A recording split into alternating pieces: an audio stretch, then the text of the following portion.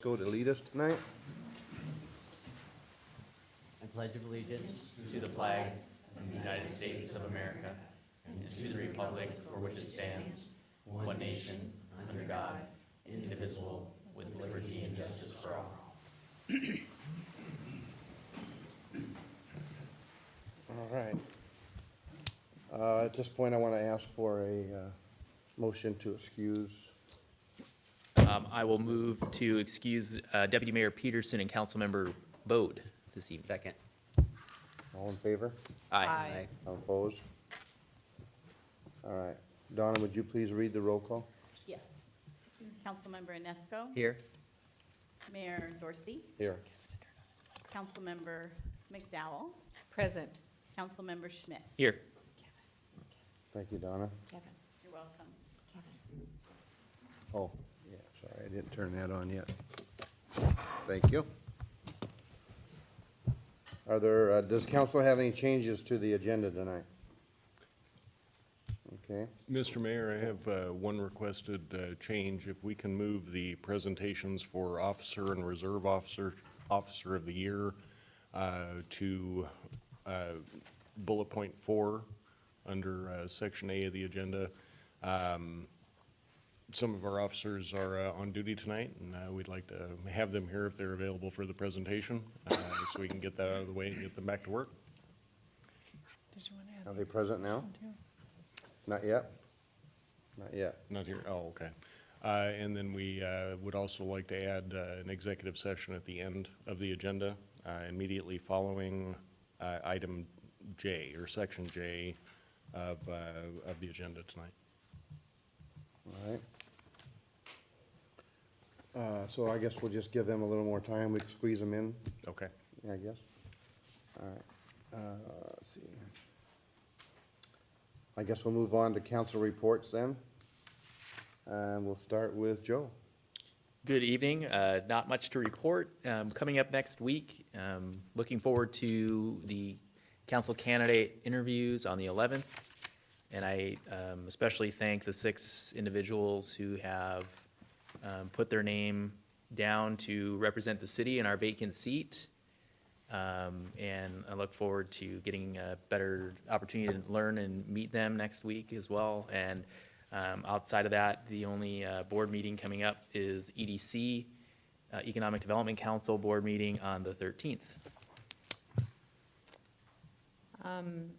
Last week, I was in Olympia for several meetings, action days and a nominating committee meeting for the AWC. Met with several constituents this last couple weeks. Left board this morning, and that's my couple weeks. Thank you. Okay. Eric, you want to go next? Outside of briefings and meetings, I had a Housing Behavioral Health Advisory Board meeting on the 22nd, and I might attend the polar bear plunge this weekend, but I'm not jumping in. Yes. I don't blame you for that. All right, aside from my regular meetings, I wanted to give a little different report tonight. It's too bad that a couple of our council members aren't here, but I'm gonna go ahead and give it, okay? And I just wanted to say that, you know, this council's been together now for almost 2 years. And we've been through a lot. There was a lot of things to fix in the beginning. There were some things that I don't think we should have had to fix, but we had to do it. I guess what I'm trying to say is this, the 7 people that sit here are much more important than the one who sits here. And that's my report. Thank you, Kevin. So I guess we'll move on. Let's I see some officers out here now, so let's have Chief Booty give his presentation. Thank you, Mayor and Council, for letting us kind of wing it tonight, because believe it or not, they have to actually go to work. And so we can't just close the streets down for a presentation. I'm very happy to announce that Officer Chris Downs is our Officer of the Year, chosen by his peers and his supervisors at the police department. Officer Downs is routinely recognized for just his selfless and just total good-natured guy of going out there. The community sends us things all the time about his activity and their contacts with him. And everybody at the police department says, this is a guy we want to work with on our shift. So it was kind of a unanimous decision when it got to our desk, who was going to be. He came in 2015. He was the reserve class that we had in 2015 that got approved by the council then. Was hired as a provisional officer. And he's the symbol of stick-to-itness. He was hired as a provisional officer with no benefits. Unfortunately, the budget at that year, at the end of the year that he was hired, said we couldn't keep him on. He had to go back to work in the private sector for a few more months and then come back. When I called him back, said, now I've got the budget, are you ready to come back? And 3 years later, he's Officer of the Year. He's also a sergeant candidate who tested for sergeant this week, so a Excellent. good group of guys. So with that, I'd just like to introduce the officer, Chris Downs. Thank you.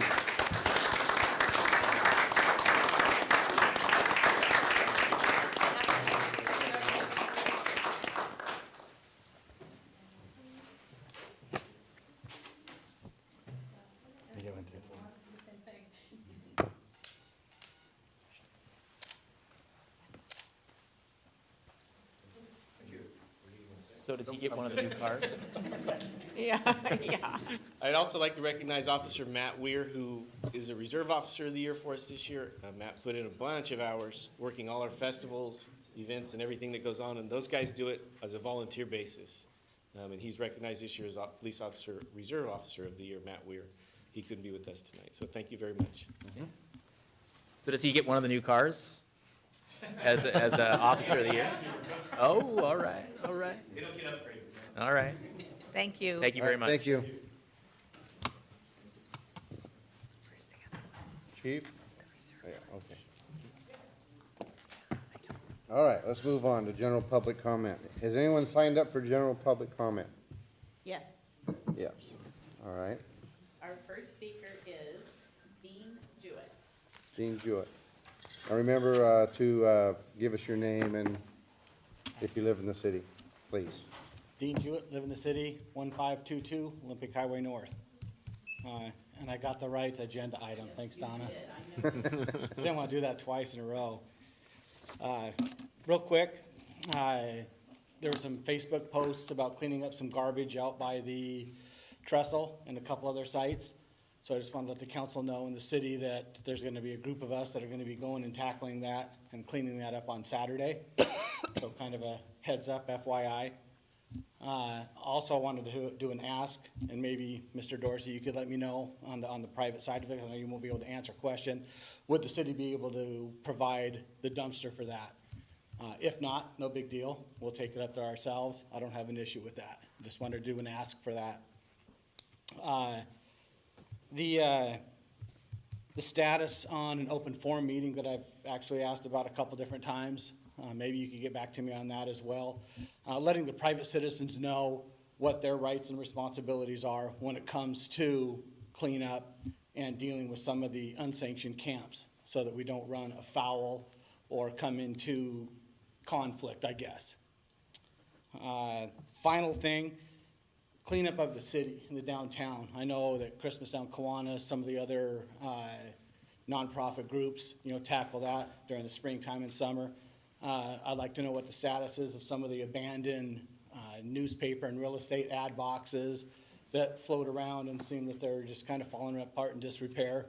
Before I just go and confiscate those and make them disappear, I'd kind of like to know, what the legalities of that are, or if they need to be taken to a certain spot. So, thank you very much. Thank you, Dean. Mr. Jewett, hold on one second. Mr. Mayor, would you allow the city manager to respond? certainly to will. that? Thank you, Mr. Mayor, members of council. On the cleanup efforts adjacent to State Route 3, there is several of those parcels are in private ownership, and we are working with the property owners to help effect the cleanup. Several different property owners from Lakeland, Florida is actually where one of the property owners lives. Some additional property out there is owned by the U.S. Navy. And there are some city parcels out there, but we are working with both property owners and the Navy to help clean that area up.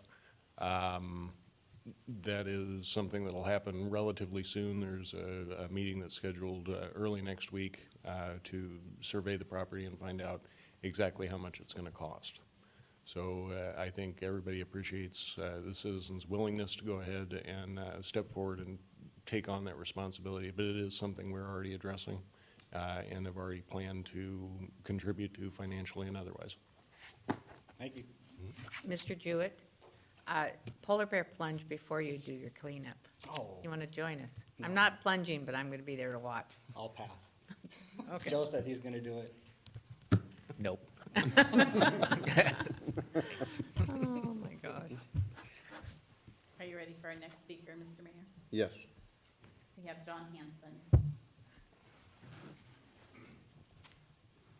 Tell me if I'm in the wrong spot on the whole thing, 'cause I'm not totally sure.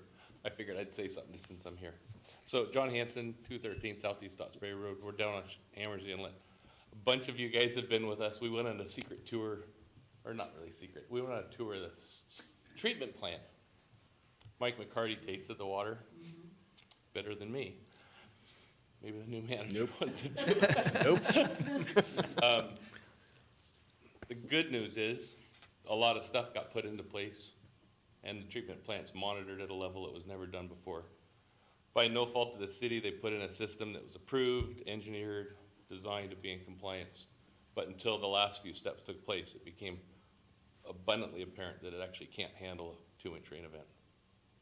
Every time we get close to 2 inches, it overflows too much stuff. And the direct effect of that is when the health department, when it triggers the event, it's good because we're not making people sick. But we're shutting down about 14 farmers in Hammersley Inlet that are losing their productivity for 21 days. And this is the third time it's kicked. So they're out for 2 months. So hopefully we can keep going and try to move forward to come up with a plan that actually, I'd like to see grow a bunch of cottonwoods on the hill, make toilet paper, grow something that we can do something with the water and not put any of it into the bay. And that would generate, that would all turn into a revenue base for the city too, potentially. So that's all. There's 14 families that are losing money big time. So if we could keep that ball rolling, I'll come help. All right. Thank you. Thanks. Thank Thank you, you. John. Anyone else, Donna? Yes, one more, Rachel Hanson.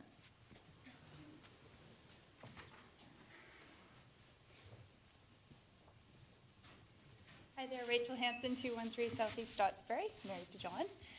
Actually, I'm here on a different thing. I just spent a lot of time downtown Shelton last month and got to know the community really well. I feel very strongly about how much community spirit there is here in conversations and working with people locally. I got to know some of the local residents, and there is a proposal that's going to be put forward to you guys later on. I was hoping I was going to go after it, but I just want to offer my support because I think that anything that can help generate community participation and just taking the resources that you have in your town with people who are willing to volunteer and help clean up and make our community better, it is really important that you guys use those resources because they don't cost you anything and it's infinitely priceless. So this is in support of Jessica, who hopefully will speak later. Thank you, Rachel. All right, we ready to move on to the consent agenda? Is there a motion to approve the consent agenda as published? I move to approve the consent agenda as published. I'll second it. I have a motion and a second. All in favor, say aye. Aye. Aye. All opposed? We did this. Let's go to the next. Has anyone signed up for public comment on the business agenda? Yes. Yes? Okay. At this time, we're going to recess. Oh, no. Is Mark up? Mark's up. He looks like, Yeah, Mark's up. Yeah, excuse me, I got ahead of myself. Mr. Mayor, it's a public hearing. We're gonna hear from Mr. Mark Ziegler. We still have to open the public hearing. Oh, we're gonna recess from the regular meeting and open a public hearing. That's what I was trying to do, about the PROST plan. Okay. Thank you, Mayor, council members. Chuck, do we have the PowerPoint up there?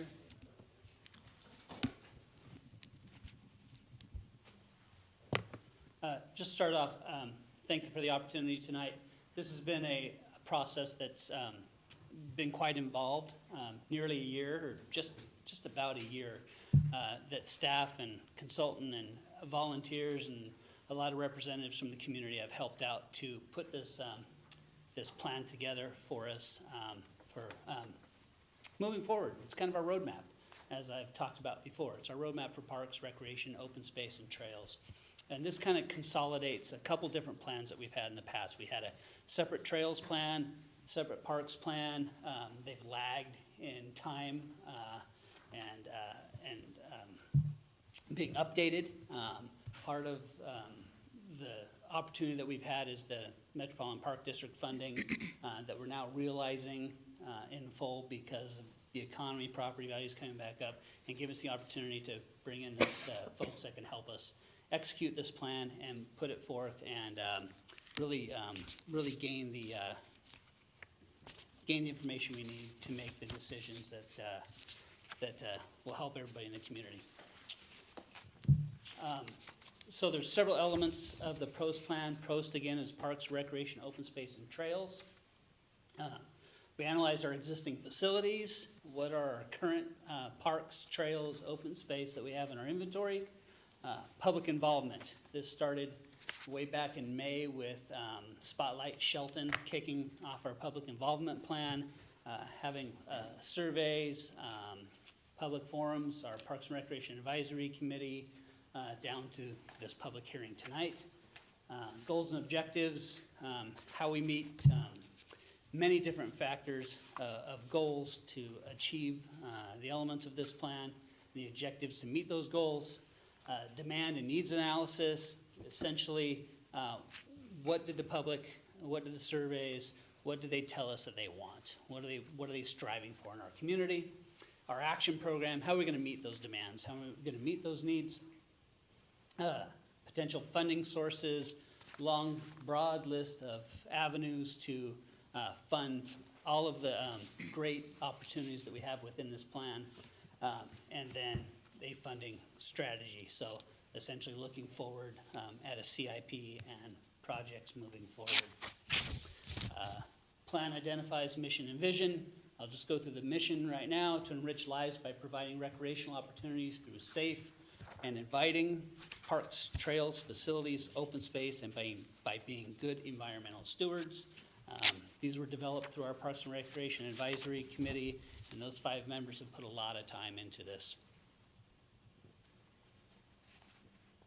Existing facilities consist of community parks, 24.87 acres total. Community parks are Loop Field, Neeland Park, Callanan Park, the skate park. Those serve as community parks, parks that are kind of a broader pull to them. People might travel to them more so than just walk from their local neighborhood. Neighborhood parks, only 3.87 acres. You'll see that this is a deficiency in this park plan. We have neighborhoods that are underserved for neighborhood parks. These are typically smaller parks. Again, parks that you'd walk to, smaller amenities, not big picnic shelters like Neeland Park, not big ball fields. Smaller amenities, something kids to go to after school, families go to on Saturday, quick trip, have a picnic, play around. Maybe they have a small yard, they live in an apartment complex, and it's someplace to get out and recreate. Urban pocket parks, smaller parks downtown, Brewer, post office, places like that. And then our trails, open space and undeveloped parks. So we do have some parkland that is dedicated but undeveloped, just bare. We have some dedicated open space. It can't be used for development, whether it's aquifer recharge areas, wellhead protection areas, or it's just maybe critical slopes or places like that that are in conservation.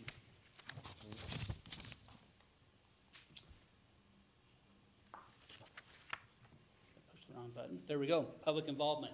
Have Your Say is blocked by, there you go. Have Your Say is the poster that we put out as well in the community at all of our parks, flyers, website, social media. It was the header of the city's Facebook page for probably 6 months. And we really wanted to gain as much information, as much feedback as we could from the community. Like I mentioned, we kicked this off at Spotlight Shelton on the May 1st of 2019. Had the flyers available, had our consultant here, let everybody know about the avenues that they could comment on what they wanted their Parks and Recreation Department in the city of Shelton. Again, the Parks and Recreation Advisory Committee, I'll name them by name: Sue Patterson, Deb Dozier, Chris Wright, Tia Wheeler, and Kim Oliver. Really engaged folks, really passionate about the community and passionate about parks, recreation, and open space and trails in our community.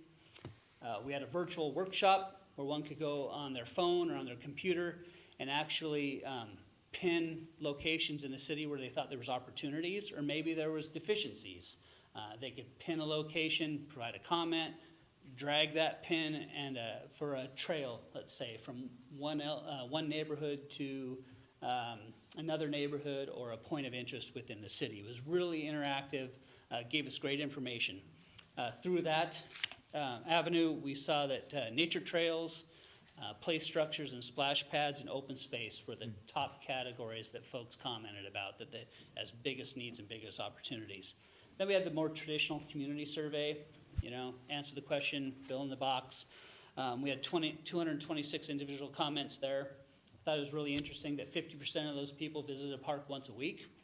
And then the types of facilities that that survey brought forth was shorelines and beaches and trails. Trails, shorelines, water access have rung true for the last 20 or so years. I've been here longer than that. And so our last few parks plans, those have been priorities in our community, and this is kind of ringing true in this plan as well. A few of the goals and objectives listed to the left. So these are areas that we've identified how we can achieve the plan. And then on the right, it's a nice, I didn't have the right place for it, so I put it on this slide. But this shows from the 2016 survey that we held to the 2019 survey. So if you look at the top arrow, the 2016 survey from safety and security to the right, to 2019 survey, you see the percentage that it's increased in importance, the people that responded. So from about 20% of the people that responded to our surveys back in 2016 thought that safety and security was one of the most important things in their parks, up to about 42% this time. So it's really increased over the last few years. Maintenance and cleanliness, same thing, under 10%. We've seen that come up to mid-30s. And then down in the changing needs, beach access, shoreline access, again, a big jump from 3 years ago. We're seeing change in demographics, we're seeing change in needs in our community. And then this spray park splash pad, we saw that as a kind of more of a significant jump than others. So I just wanted to point those out here tonight for reference. The demand and needs analysis identifies level of service standards. To meet the goals, we used national guidelines as comparables.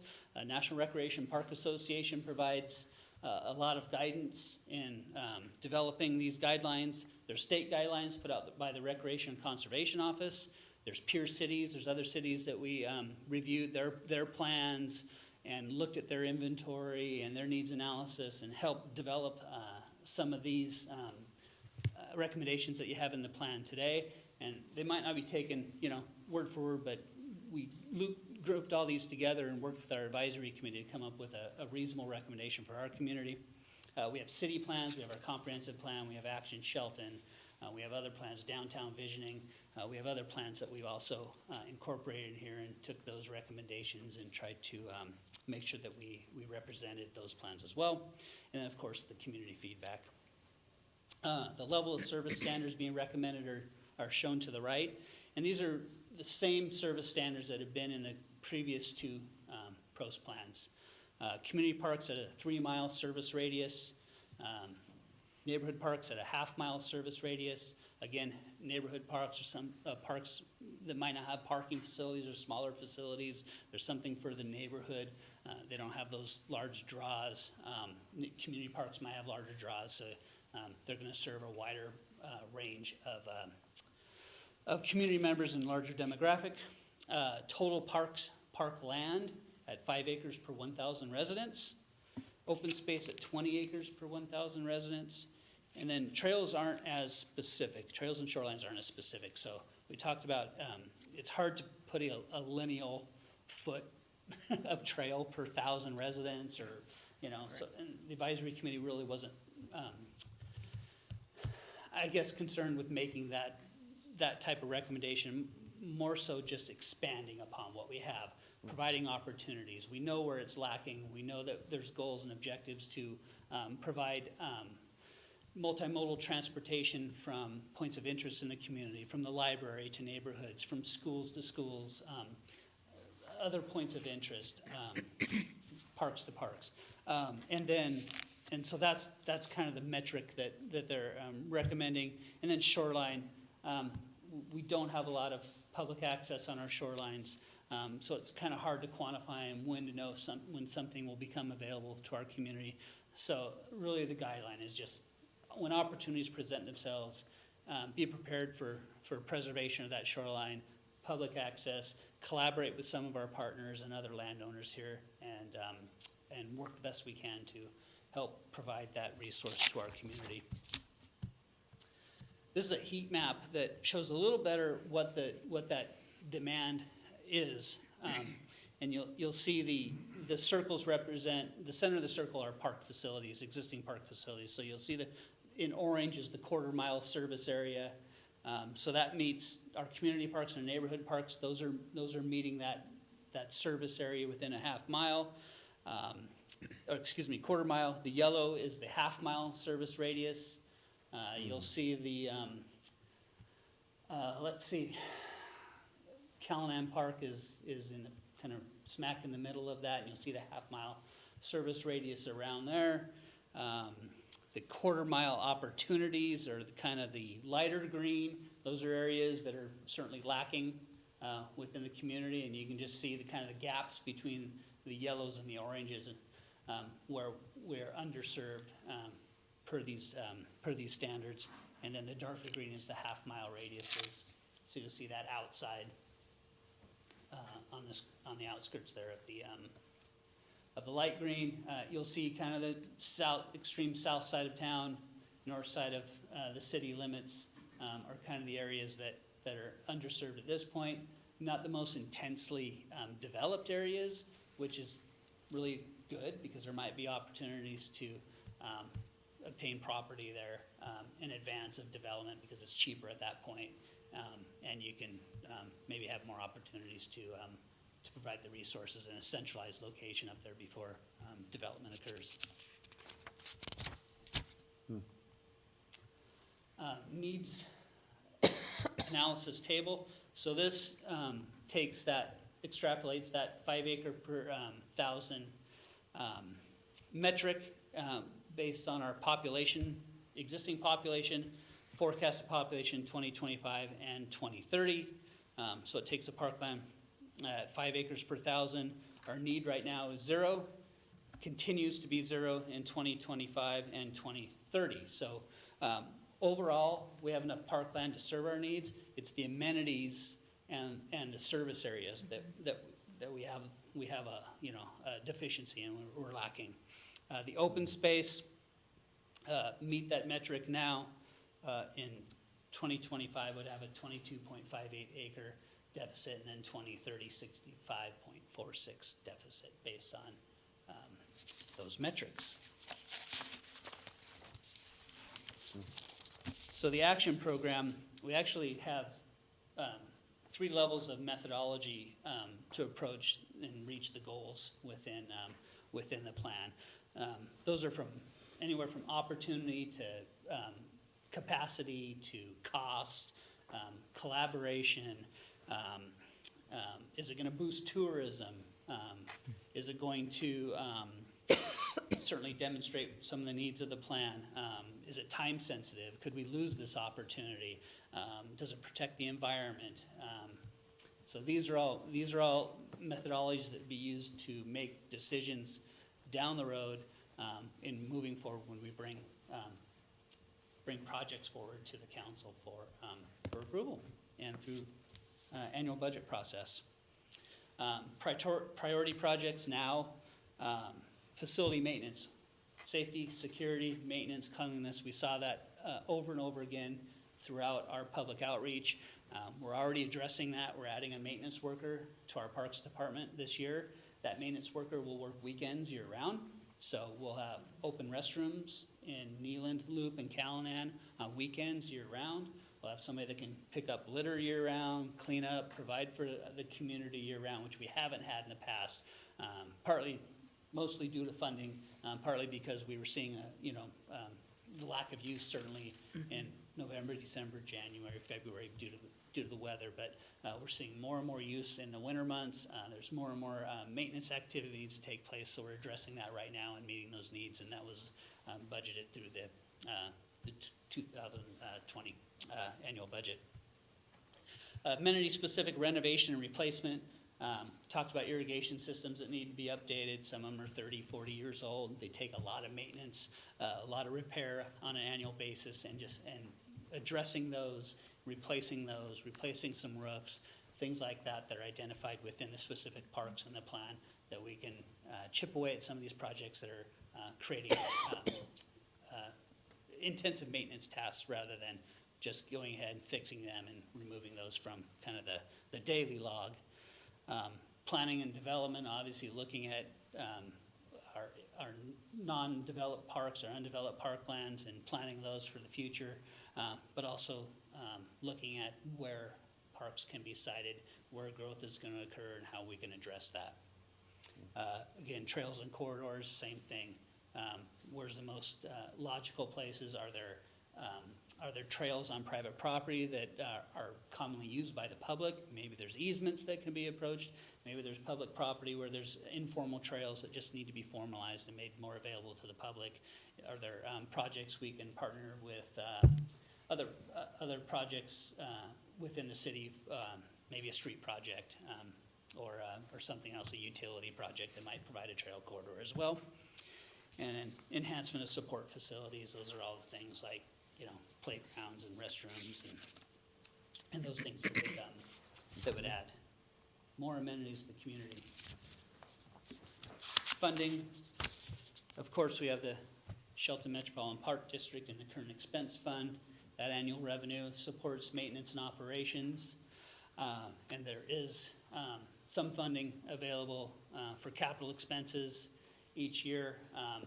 To build a new park, purchase property, it would take additional funding, whether that's reserving funds on an annual basis and building up a reserve account, grant funding, collaborations, community partnerships, whatever that might be. Obviously, bonds, levies, taxes, impact fees, refunds, those are all funding sources that are available to the city that might be, maybe used now, have been used in the past, could be used in the future for the right projects. Obviously at the council's discretion. The capital improvement plan is the last element here, and this is the six-year plan, and it's basically outlines how we see park projects progressing in the next 6 years. We're addressing the 6th Street picnic shelter roof this year, working with Public Works to do a crosswalk at Ravenna Trail. We are working on the potential for property expansion at Loop Field and Neeland Park, working on some master planning for Eagle Point and Northcliff Neighborhood Park as well, so we can have a kind of a blueprint on what's going to take place there. And then this extrapolates out over, like I said, the next 6 years to replacement of the Neeland Park playground. That playground is about 25 years old now, wood structure in western Washington.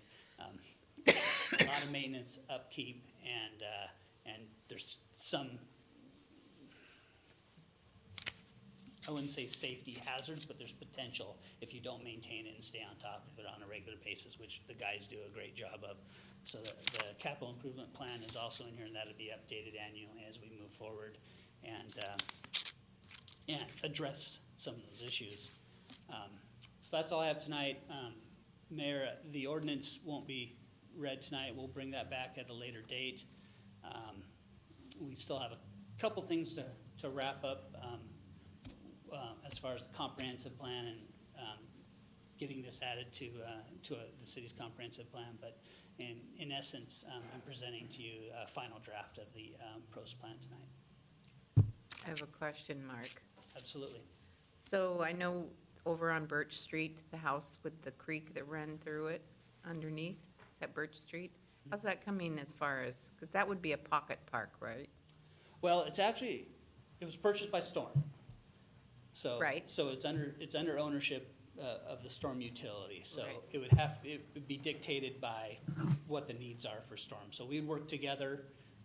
We're working in the early stages of some demolition, doing some discovery on that facility. The house now, obviously, it doesn't serve much purpose as a house, Right. but certainly there's some ability to retain some of this, some of the storm water there, or Yeah. or be proactive in how we can help that out with that additional property. But that certainly would be something that we'd work in conjunction with. So if you decided to do that, would that be a pocket park? Essentially, yeah, it wouldn't necessarily meet neighborhood park criteria. It'd be more of a pocket park, open space criteria. You don't see, it wouldn't be suitable for a play structure. Right. Necessarily any type of picnic Picnic, shelter or yeah. anything like that, yeah, exactly. And then across the street, the civic parking lot, would that be a neighborhood park? That'd be a pocket park as well. Pocket park, Yeah, that'd okay. be urban pocket park, yeah. All right. The recreational amenity would be hard skate, there'll be some grass, but primarily hard skate basketball court. Right. It could, there's some overlap. It Right. doesn't have to be hard and true, but certainly downtown, we don't have, especially on this side of Goldsboro Creek, we don't have those recreational amenities unless you go over to Evergreen School. So providing those recreational amenities like a basketball court and pickleball court will certainly Yeah. add to the amenities that we have in here. Okay, all right, thank you. Just a comment. Go ahead, Joe. This is, I think, really well done. I kind of like talking about the number 2 strategic goal of community life and the recreational activities. It's nice to talk about that for a change instead of some of the other topics at times, but I think really well done by you guys on this. I especially will be carrying around a copy of that service area map, actually, when we're talking about land use opportunities or other opportunities in the neighborhood when people are asking questions. It's good to be able to have that visual to show kind of how underserved some areas are and how well-served some other areas are as well. So it's good. Thanks. Absolutely. Anyone else? We do Donna, you have said you some- had someone signed up? Yes. Okay. Our first speaker is John Johnson.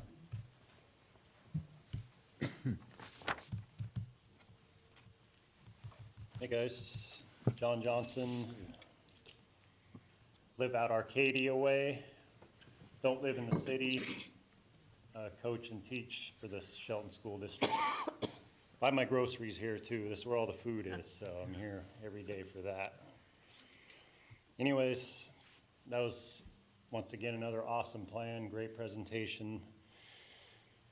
As always, I think the parks we have in Shelton and the programming that I've seen here over the years has just been phenomenal. So credit to Mark and all the people that do that. It's one of the reasons I call this one of the last best places, Shelton. And I think for the population, the level of parks and services we have here, recreation services are amazing.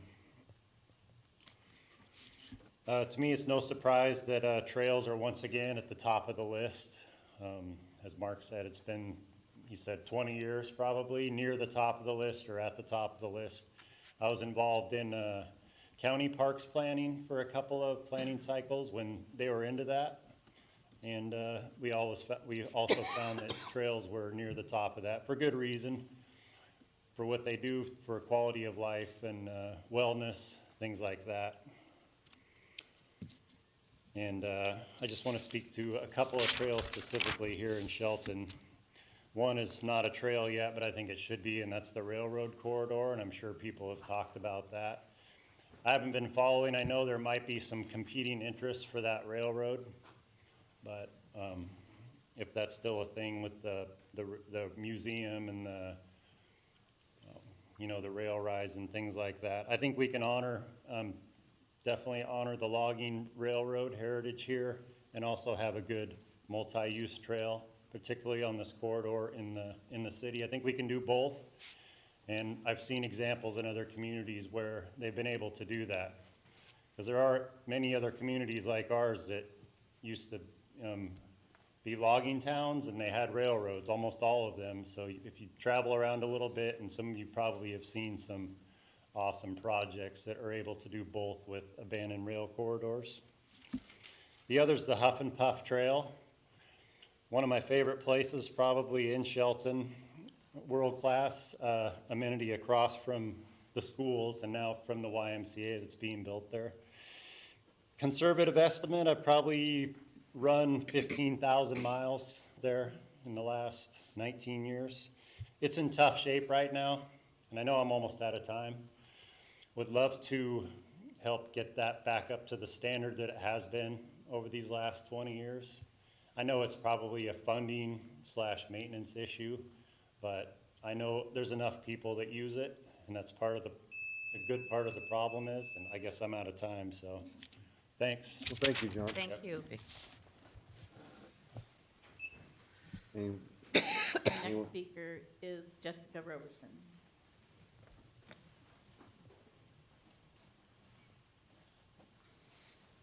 Hi, I'm Jessica Roberson. I actually have handouts. I guess I was supposed to have gotten them to you sooner, but I can do it later. What I want to talk about is I live at 205 West Birch, which is directly across the street from 204 West Birch. And from what we in the neighborhood understand is that the house is going to be torn down and a city park established. I want to propose the idea of a working park, specifically a community garden. And this might just be a moot point now. It sounds like there's more specific plans already in the works. But I'll say it anyway. My family and I have 2 teenagers and my husband, he's here, wish to spearhead a community garden. And it would be all nonprofit, open to everyone. And but caretaken by our family. And we would do all fundraising, all the labor, all the coordination of any other volunteers to help. I have a budget in my little handout that I'll give you. Excess produce could be given to the food bank. I'm not sure what the timeline is for the house to be torn down, but I think we could aim realistically for 2021 for the spring. And I imagine a budget would be about $5,000 for raised beds with cinder block, not wood, because wood doesn't last forever, especially in Western Washington. And also a method of gardening that I've been researching is the use of wood chips to retain water, and there's less watering that's involved with that method. Community gardens bring neighborhoods together. They make neighborhoods safer. And the way they do that is by making neighbors become friends, by working together. And when you are friends with your neighbors, you look out for each other more. And it increases the security of your street. And that's a big deal when you live downtown. Also, I spoke with Kelly Olson, who was the last of the Fredsons, so that was their family home. She told me that when it was her grandfather's house, he had a big bountiful garden there, and he gave a lot of vegetables away to the neighbors. And so I was really touched by that. I thought it was really cool. Like, let's bring that full circle. So, that's all.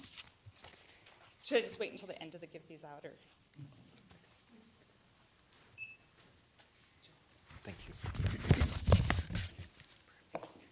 Thank you. Thank you, Jeff. Thank you very much.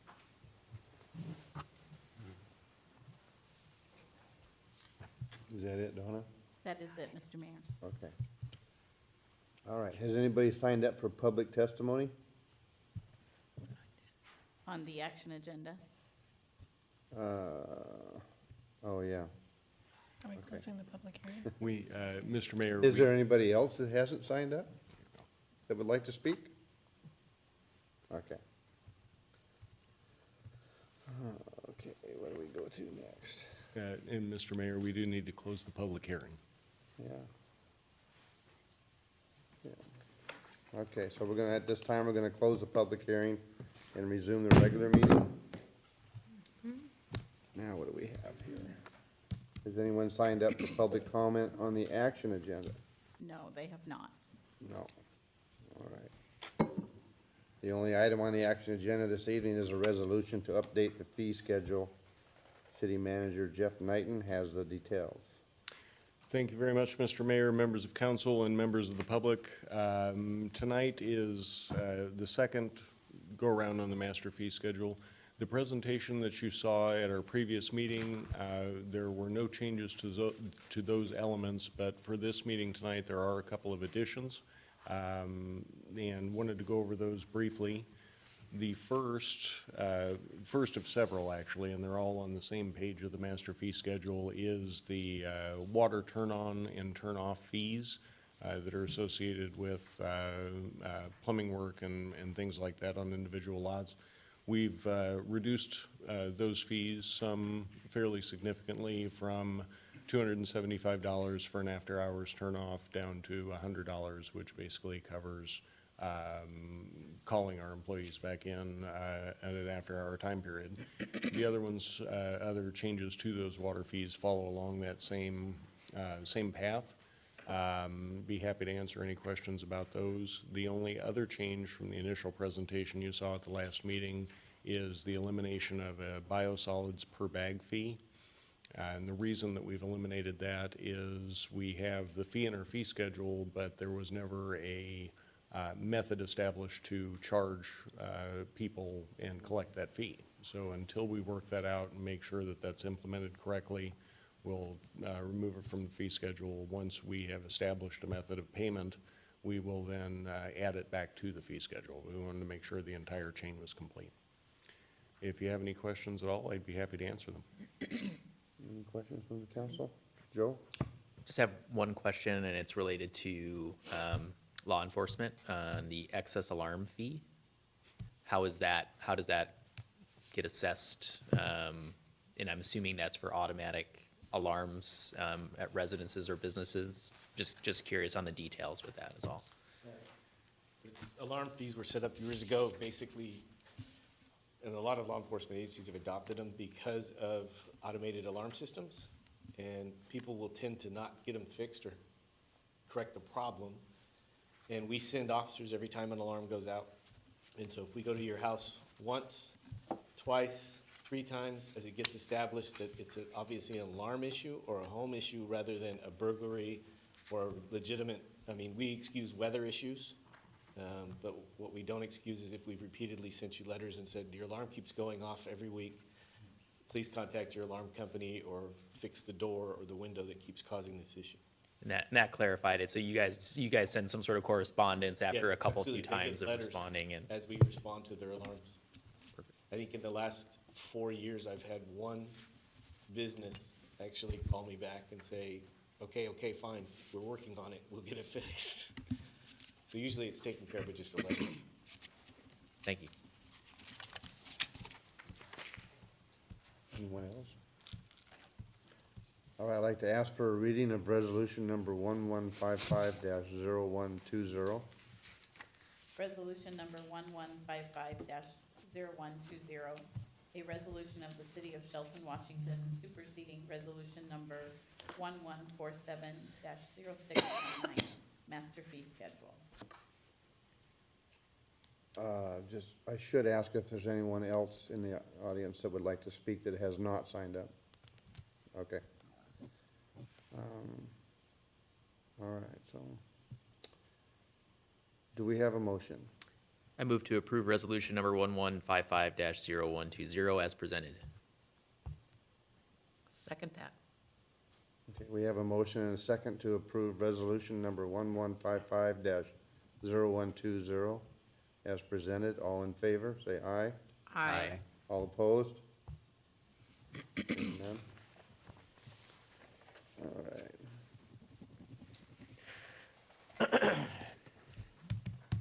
Now we're moving on to our second comment period, general public comment period. Has anyone signed up for general public comment? No, there is not, Mr. Mayor. Okay. And now we'll have administrative reports from Jeff, our city manager. Thank you very much, Mr. Mayor, members of council, members of the public. The only thing I wanted to touch on tonight is the application process and then the selection process for seat 7, which is currently vacant. We have those interviews scheduled with council on February 11th, next Tuesday. It is a special meeting. It's been appropriately advertised. All the candidates are aware of the date and time. It is public, so each of the interviews will be conducted in public here in this room. And each interview will last no more than a half hour.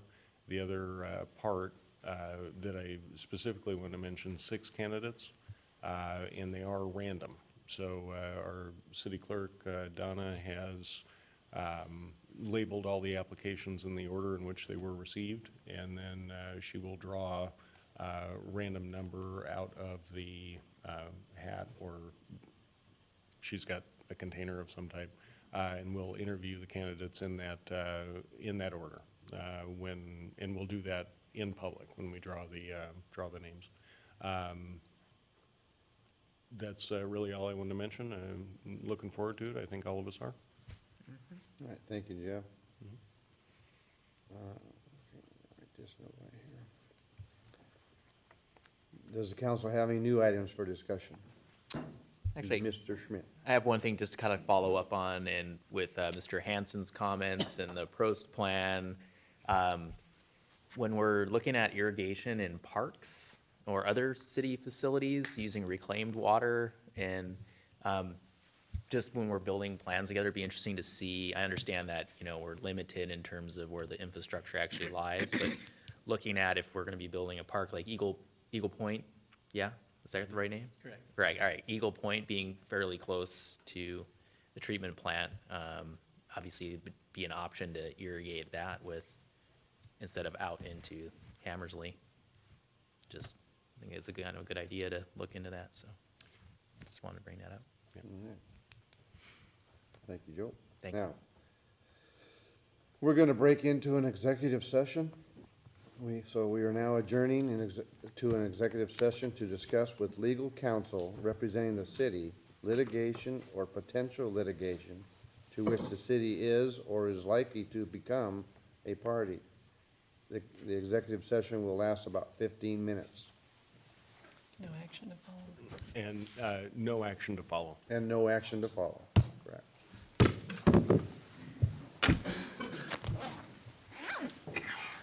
Close the executive meeting and reopen the regular meeting. Tap that.